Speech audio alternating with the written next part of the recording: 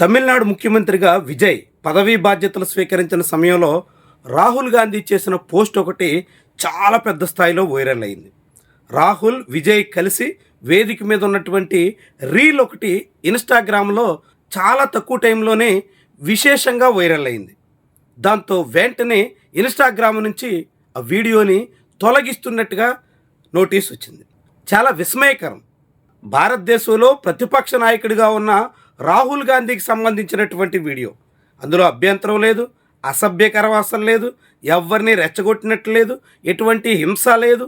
అయినప్పటికీ కూడా వీడియోని ఇన్స్టాగ్రామ్ తొలగించేసినట్టుగా వెల్లడించింది.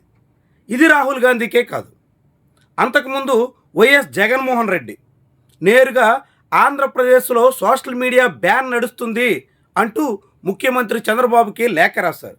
అనేక అంశాల మీద వైఎస్ఆర్సీపీ పోస్ట్ చేస్తున్నటువంటి పోస్ట్ అన్నీ ఎగిరిపోతున్నాయి అనేటువంటి ఆందోళన వ్యక్తం చేశారు.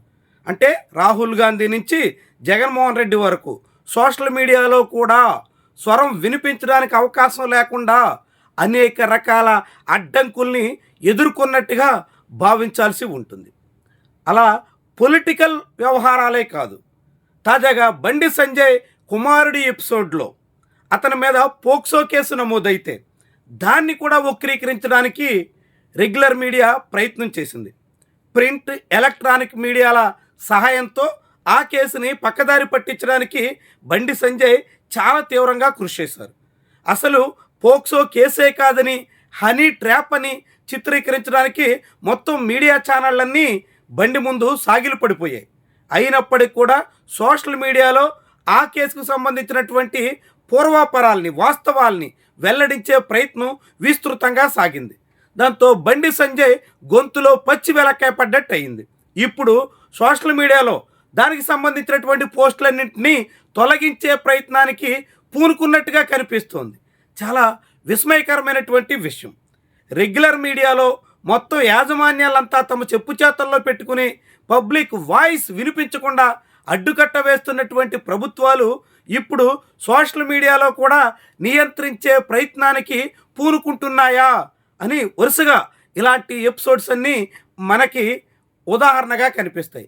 ఇవే కాదు, అంతకుముందు మనలాంటి వాళ్ళం కూడా హెరిటేజ్ సంస్థ మీద చేసినటువంటి వీడియోల్ని కోర్టుల సాయంతో తొలగించేశారు. బిఆర్ నాయుడు బండారం బయట పెడితే దాన్ని కూడా వీడియోల రూపంలో ఉండకుండా వాటి మీద కూడా బ్యాన్ పెట్టేశారు. ఇట్లా అనేక విషయాల్లో జనం గొంతు నొక్కే ప్రయత్నం చేస్తున్నారు.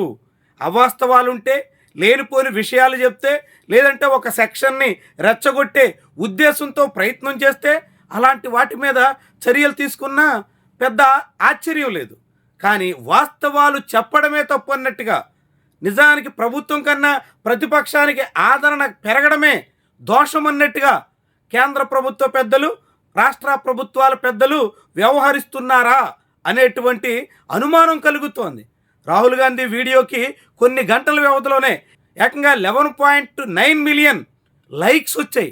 అంటే ఎంత పెద్ద రీచ్ ఆ ఒక్క చిన్న రీల్కి దక్కిందో ఇట్టే అర్థమవుతుంది. విజయ్ రాహుల్ కాంబినేషన్ మీద జనాల్లో ఏ తీరున ఆసక్తి ఉందో ఇట్టే కనిపిస్తోంది.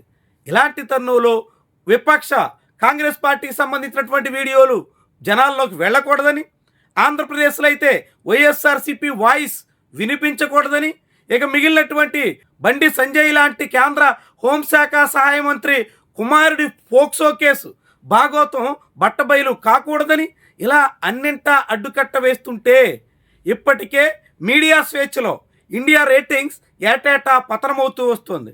గడిచిన కొన్నేళ్లుగా మీడియా యాజమాన్యాలన్నీ ఒక కొద్ది మంది కార్పొరేట్ల దగ్గర పోగుపడిపోతున్నాయి. మనం చూసాం ఎన్డీటీవీ అదాని ఎలా పరమైందో, న్యూస్ 18 ఎలా అంబానీ సొంతం చేసుకున్నారో. ఇప్పుడు సోషల్ మీడియాలో కూడా అందరి స్వరాలు నొక్కే ప్రయత్నం ఏ మాదిరి చేస్తున్నారో ఇలాంటివన్నీ మనకి ఉదాహరణలుగా కనిపిస్తాయి. అంటే భవిష్యత్తులో సోషల్ మీడియా మీద మరింత కఠినంగా వ్యవహరించబోతున్నారు. సోషల్ మీడియాలో కూడా పబ్లిక్ వాయిస్ వినిపించకుండా చేయాలని చూస్తున్నారు. విపక్షం ప్రశ్నించకుండా అడ్డుకునే దిశలో అడుగులేస్తున్నారు. సోషల్ మీడియా మీద కూడా అనేక నియంత్రణలు పెట్టబోతున్నారు అనడానికి మన అనుభవం, రాహుల్ నుంచి జగన్మోహన్ రెడ్డి వరకు ఎదుర్కొంటున్నటువంటి వాస్తవం, ఇదంతా భవిష్యత్తు ప్రమాదాన్ని చాటుతుంది. దేశంలో మీడియా గొంతు ఇప్పటికే నొక్కేసినటువంటి తరుణంలో మీడియాలో పనిచేస్తున్నటువంటి జర్నలిస్టులంతా దాదాపుగా యాజమాన్యాలకి బంటులుగా బానిసలుగా మారిపోయినటువంటి నేపథ్యంలో అక్కడక్కడ కొద్దిమంది ఇండిపెండెంట్ జర్నలిస్టుల వాయిస్ కూడా ఇక వినబడకూడదు అనేటువంటి నిర్ణయానికి పాలకులు వచ్చేస్తున్నారా అనేటువంటి అనుమానం కలుగుతుంది. ఇది భారత ప్రజాస్వామ్యానికి అత్యంత ప్రమాదకర సంకేతంగా చూడాల్సి ఉంటుంది.